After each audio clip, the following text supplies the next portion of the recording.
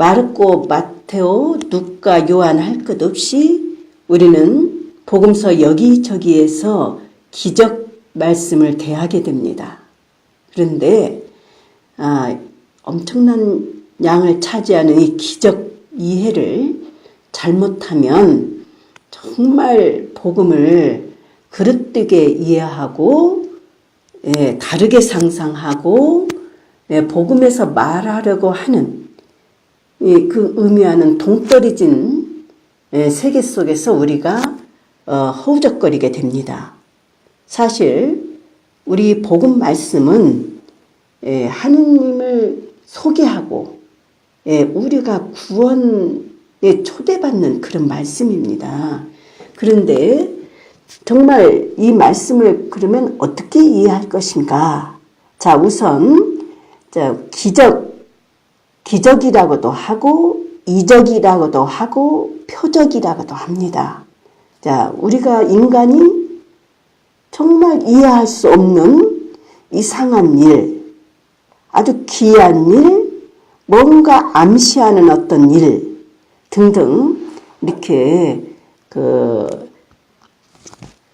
명칭을 사용을 하게 되는데, 그런데 우리 인간의 뭔가 일상적으로 우리가 체험하고 경험할 수 없는 우리 인간 세계를 넘어서는 그런 어떤 일들입니다. 사건입니다.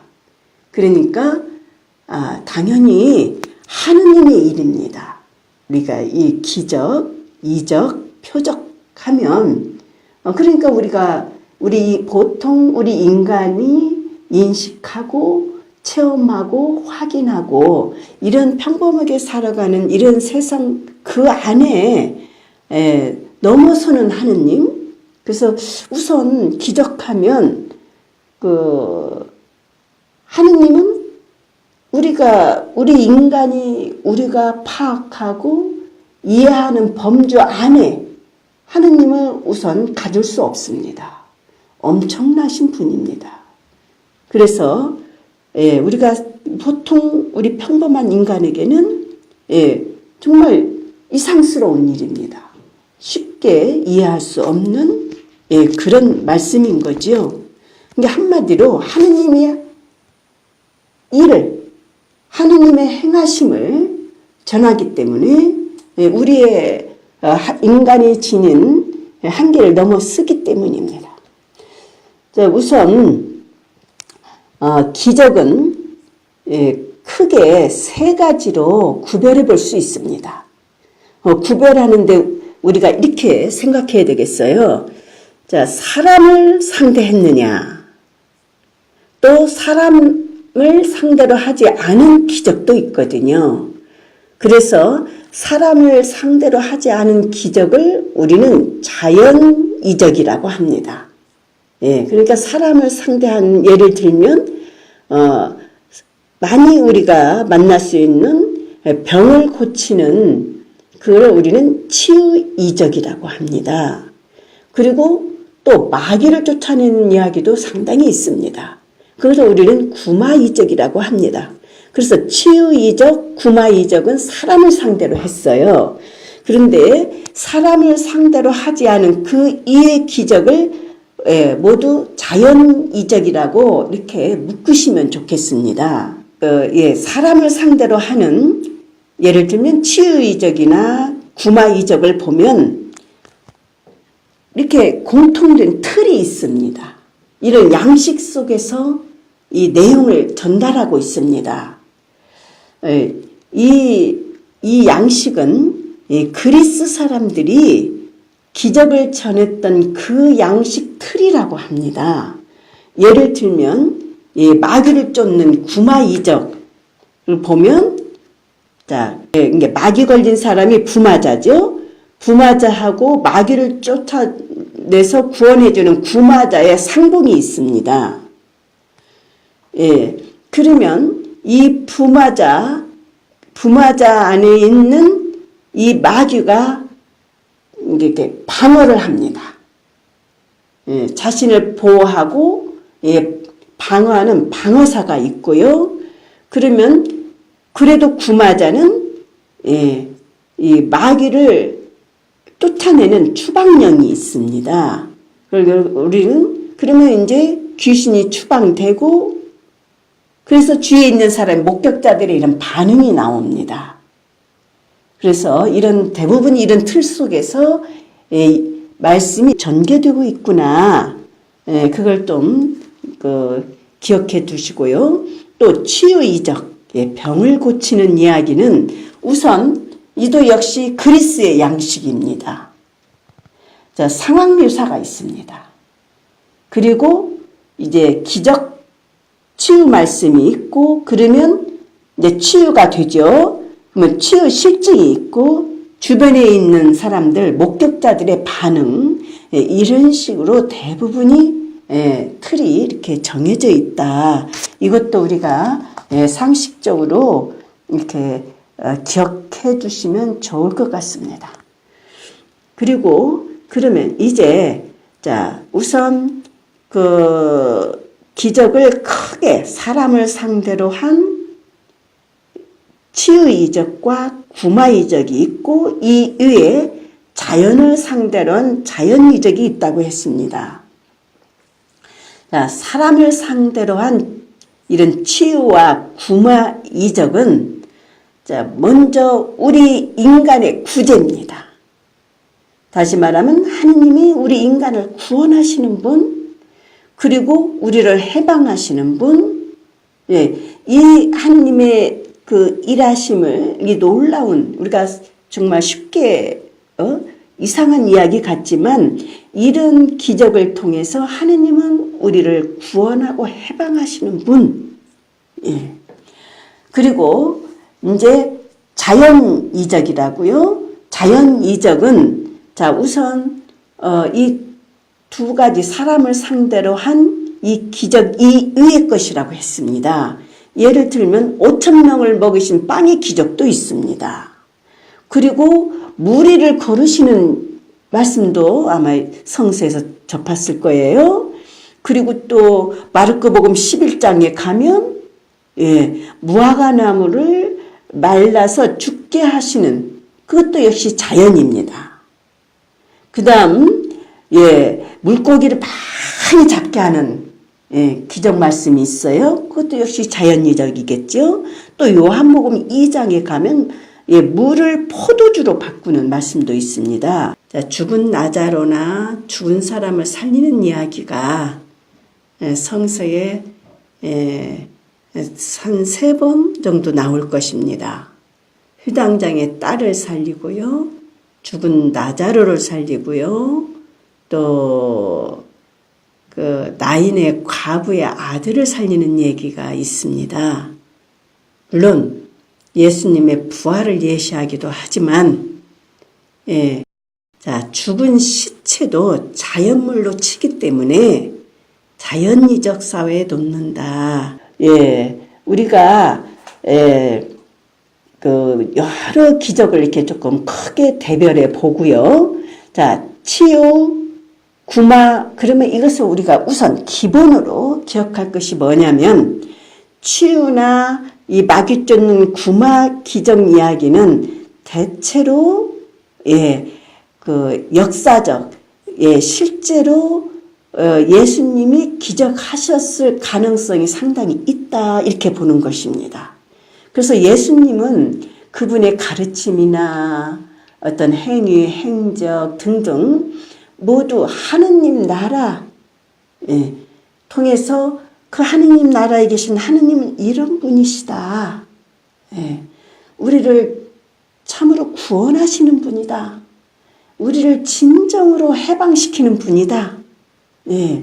이런 말씀을 이런 하느님을 우리에게 전해주는 데 있습니다. 그래서 아주 사실은 기적을 우리가 이해하는데 참 아주 놀라운 말씀이거든요. 이 기적에서 전하려고 하는 그 하느님이 어떤 분이신지 정말 놀라운 하느님입니다. 예를 들면 자 마르코복음 3장에 가면 그 안식일에 가서 손이 오그라든 사람을 예수님은 손을 펴게 그 사람을 고쳐주십니다. 또 치유이적이죠. 그러니까 우리는 여기서 간단히 설명드리자면 안식일은 절대 치유하면 안 됩니다.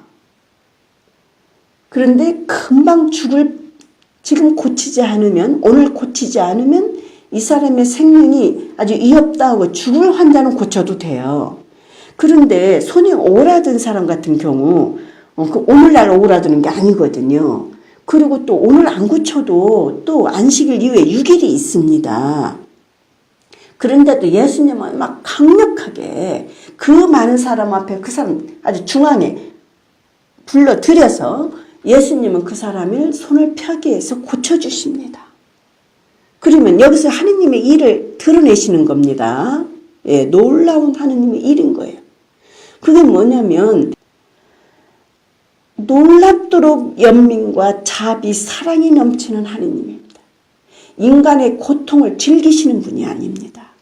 그 안식일법을 지키기 위해서 그 사람의 불편을 인내하게 하고 거기서 하느님이 당신을 드러내는 게 아니었어요.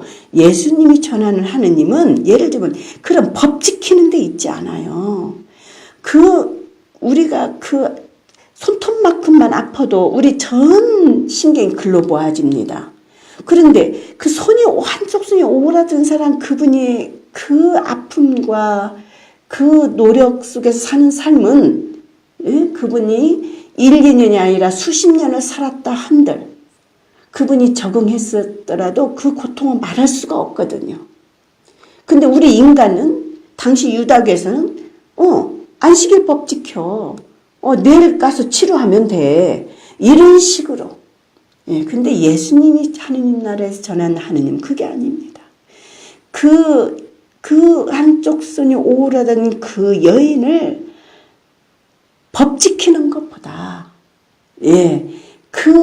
그 곤란하고 고통당하면서 해방하고 하느님을 체험하고 구원에 이끄시는 데 있다는 것입니다. 예를 들면 이렇게 그 하느님의 이 기적은 너무너무 아름답습니다. 그리고 명명백백하게 확실하게 구원하시는 하느님을 분명히 아주 역동적으로 전하는 게 기적이거든요. 자, 이렇게 해서 예를 하나 제가 들어봤습니다. 하느님 나라에 계신 하느님은 진짜 우리 인간을 사랑하고 구원하시고 해방시키는 분이라는 것. 이거 질병으로부터 이 해방 정말 중요하지 않습니까?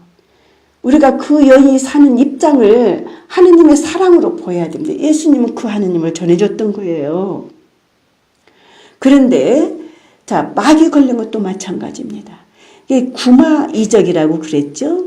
자, 지금 2000년 전에 있었던 말씀입니다. 고대 세계에서는 어지간하면 마귀에 의해서 인간이 불행해진다고 생각을 했습니다. 단지 이스라엘뿐만이 아니에요. 어쩌면 오늘날에도 이렇게 의학이 발전하고 이렇게 놀라운 세계 살아도 이것저것 해서 안 고쳐주면 마귀가 있는가 보다 하고 그렇게 지금도 그렇게 상상하는 사람이 있는데 2000년 전에는 오죽하겠습니까? 많은 한계의 어려움에 봉착해서 살 때 어때? 이거는 마귀가 하는 짓이다 생각했던 거예요. 그런데 성서 연구에 의하면 그 구마이적은 오늘날은 정신과에 해당되는 질병이다 생각하면 된다는 것입니다.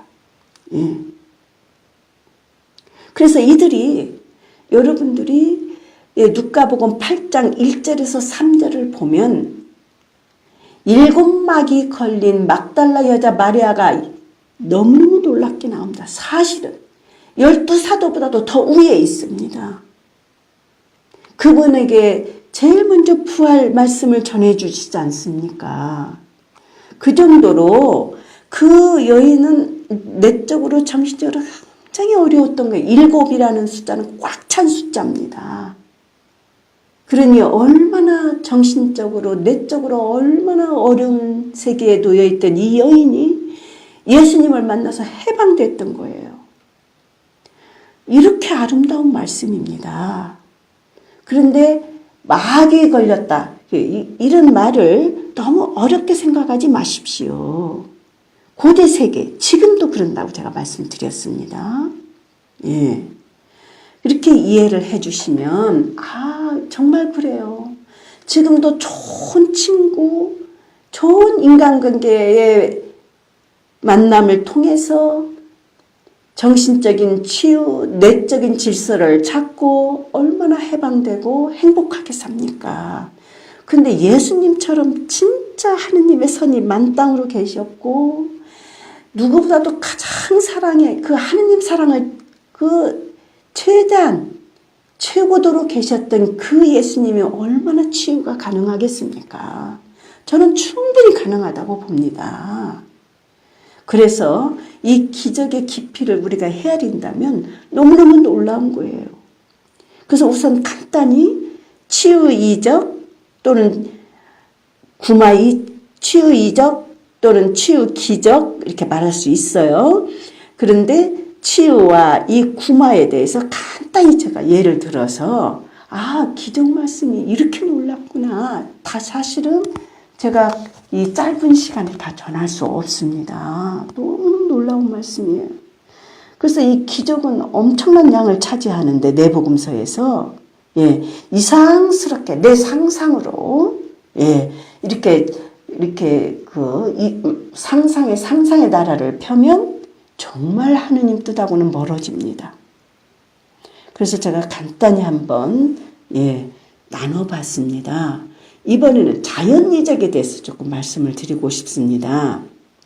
자, 다시 반복합니다. 사람을 상대로 행한 기적 이의 말씀, 기적은 다 자연이적으로 넣으면 좋겠다. 이렇게 말씀드렸습니다. 자, 치유와 구마는 역사적 신빙성이 참 높다 그랬습니다.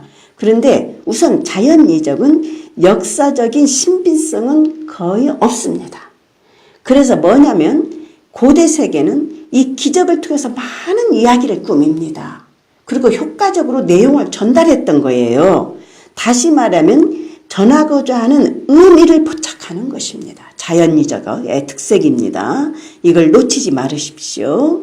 그러면 왜 역사적인 신빙성이 없다고 말하는가? 자, 우선 중요한 마태복음과 누가복음이 거기에서 공통적으로 나오는 말씀을 우리는 어록이라고 합니다. 어록 아주 중요합니다. 자, 어록 말씀에는 자연이적이 전혀 나오지 않습니다. 그리고 자, 예수님이 이렇게 신빙성 있고 뜻하신 깊은 말씀에는 그 역사적 이런 관련 있는 여러 말씀에는 사실 자연이적이 없습니다. 그리고 우리가 그 마르크 복음이나 또 그 영향을 받은 다른 공간 복음에서 그 집약문이 있습니다. 사실 집약문이 참 중요합니다. 마르크 복음 1장에도 나오고 3장에도 나오고 마르크 복음에서 3번이나 나옵니다. 예수님의 이 활약상을 아주 그 요약하고 집약해서 제시하기 때문에 이거 중간중간 이렇게 실어놨거든요. 아주 중요합니다. 그런데 이렇게 중요한 집약문에는 자연미적에 대해서 전혀 말씀이 없습니다. 그러면 자연미적은 제가 의미사라고 그랬습니다. 사건, 역사적 사건이 아니다. 의미사다 그랬습니다. 그럼 무슨 의미를 전하려고 하느냐? 대체로 예를 들면 예수님이 무리를 걸었다. 자연을 상대로 했습니다. 이게 자연이적이죠? 이것은 예수님의 부활을 전하려고 하는 의도가 있습니다. 그런 의미를 전하기 위해서 이 기적을 통해서 전한다.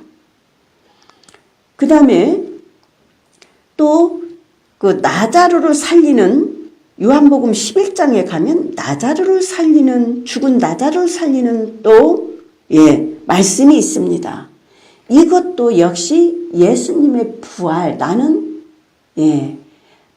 부활이요 생명이다. 자, 예수님의 부활을 입증하려고 그 의미를 전하려고 기적을 통해서 전합니다. 그래서 지금 여기에서는 제가 그러면 이게 왜 그러냐? 오늘날 우리가 사는 시대가 아닙니다. 이게 아주 고대 세계입니다.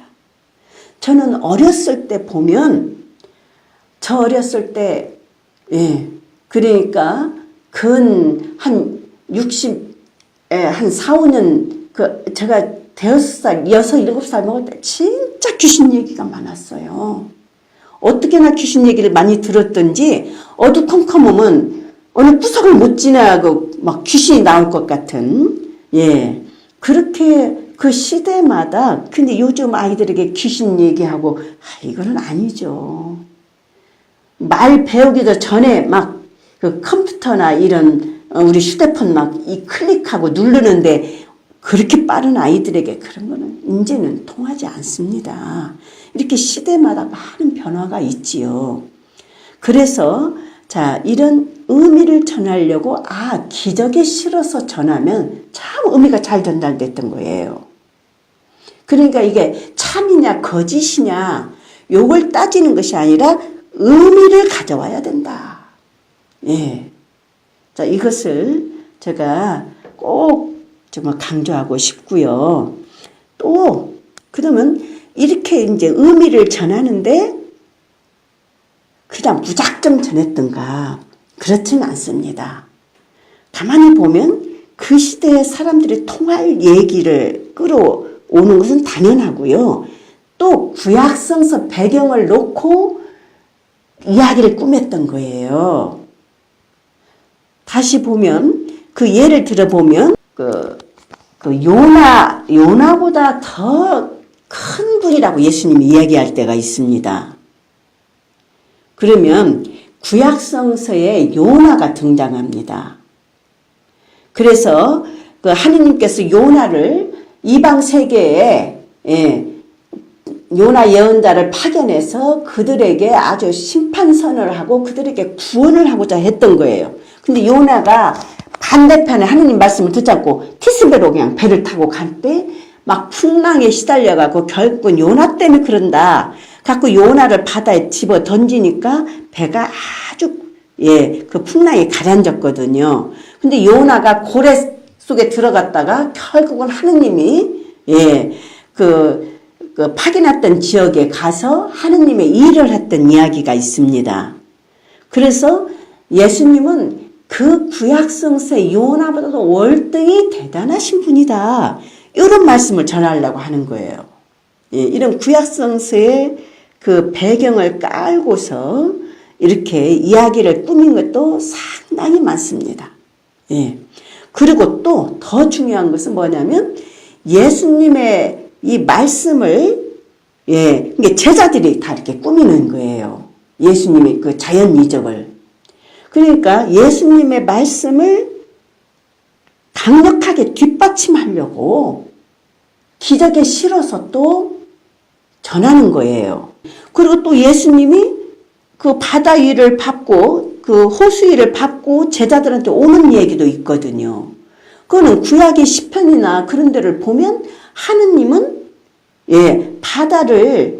바다는 그 위험과 죽음과 악의 세력으로 봤어요. 구약성서에서.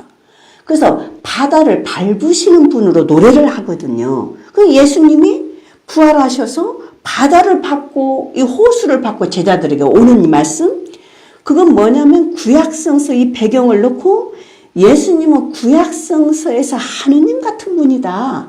참으로 놀라운 분이다. 이런 말씀을 뒷받침하려는 거예요. 또 예를 들면 그 누가복음 7장에 가면 그 불쌍한 나인에 사는 과부의 의아들이 죽었습니다.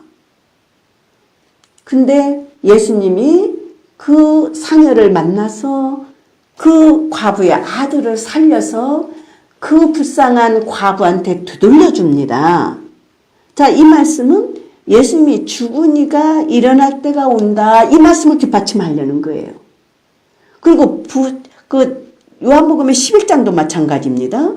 자, 나자로를 살리는 얘기입니다. 죽은 나자로를. 물론 부활도 뒷받침하지만 또 말씀도 뒷받침하는 거예요. 나는 부활이요 생명이다. 이 말씀을 입증하기 위한 것입니다. 그래서 제가 치유이적과 구마이적은 역사적인 신빙성이 있으면서 하느님 나라에 계신 하느님의 강력한 구원, 자비와 사랑과 아주 연민에 계신 그 하느님은 우리 인간을 참으로 구원하고 해방시키는 분이다. 그래서 예수님이 그것을 실제적으로 아주 역사, 우리 삶의 현장, 2000년 전에 예수님이 살아생전에 하셨을 가능성이 상당히 있습니다. 그런데 그에 비해서 자연이적은 역사적 사실을 우리는 물을 필요가 없습니다. 계속 설명드린 것처럼 이 말씀의 의도가 뭐냐? 무슨 의미를 전하려고 이 자연이적을 지금 말씀하시는가? 그렇게 우리가 그 의미를 찾는 것이다. 그래서 하느님 말씀을 사실 엄청나거든요. 사복음서의 기적이 차지하는 양이. 그런데 정말 아름다운 말씀이거든요. 이 정도에서 우리가 이해를 한다면. 그래서 이를 우리가 참으로 만날 수만 있다면, 그리고 계속 말씀을 깊이 들어보십시오. 이 기적을 통해서 전하는 하느님의 얼마나 놀라운 분이신지. 이렇게 하느님은 놀랍게 일하신다. 그래서 우리 인간의 세계에서를 엄청 넘어서는 하느님의 일입니다. 그래서 아주 이상한 일이고 기이한 일처럼 보이는 거예요. 그래서 이적이다, 기적이다, 무엇을 암시한다, 전하지 않은 무슨 암시하는 내용이 있다, 표적이다. 자, 이렇게도 우리가 이야기를 합니다. 다시 한번 우리가 기적을 생각하는 기회가 되셨으면 합니다.